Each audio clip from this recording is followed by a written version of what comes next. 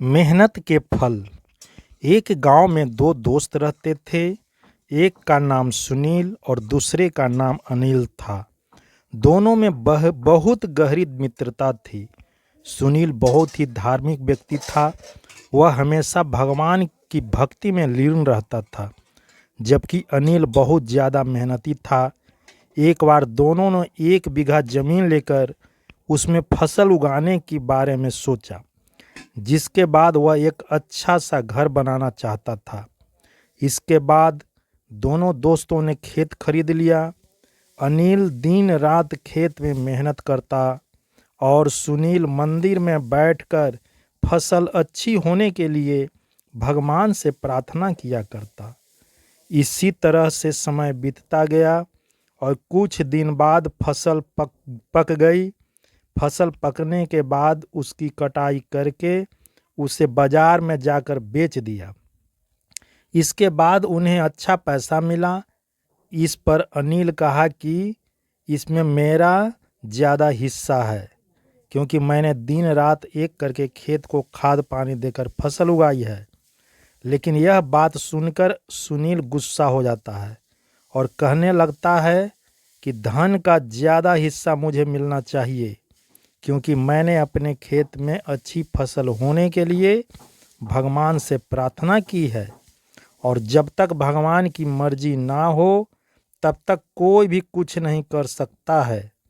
दोनों इसी बात को लेकर लड़ने लगे। अब यह बात गांव के मुखिया तक पहुंच गई।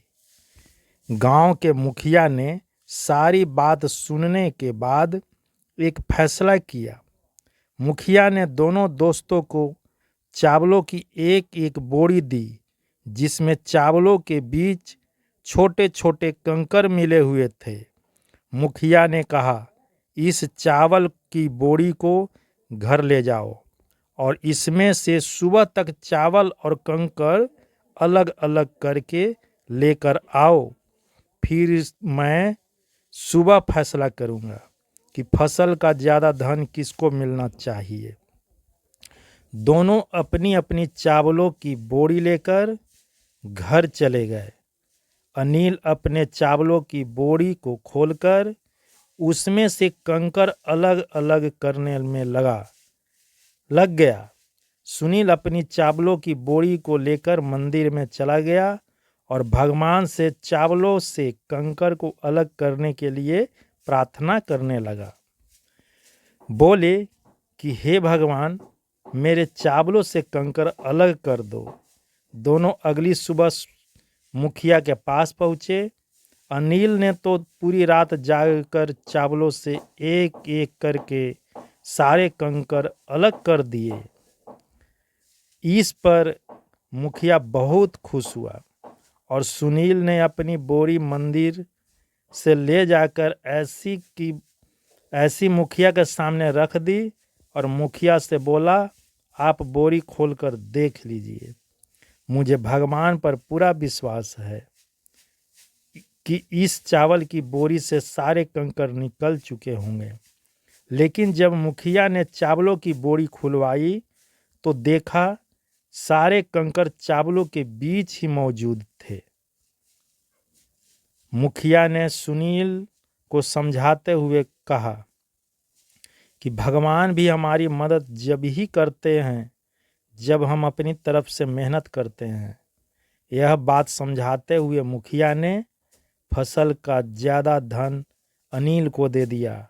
इसके बाद से सुनील भी अनिल के साथ खेत में मन लगाकर मेहनत करने लगा। इस बार इनके खेत में और भी ज़्यादा अच्छी फसल हुई। मोरल ऑफ द स्टोरी, इससे आपको क्या शिक्षा मिलती है? यह कहानी हमें सिखाती है कि हमें कभी भी पूरी तरह से भगवान के भरोसे पर नहीं बैठना चाहिए, क्योंकि भगवान भी हमारी सहायता तभी करते हैं जब हम अपनी तरफ से मेहनत करते हैं। धन्यवाद। यहीं पे हमारा ये स्टोरी, ये कहानी समाप्त हुई। अगर आपको अच्छा लगता है तो मेरे इस चैनल को सब्सक्राइब कीजिए। धन्यवाद।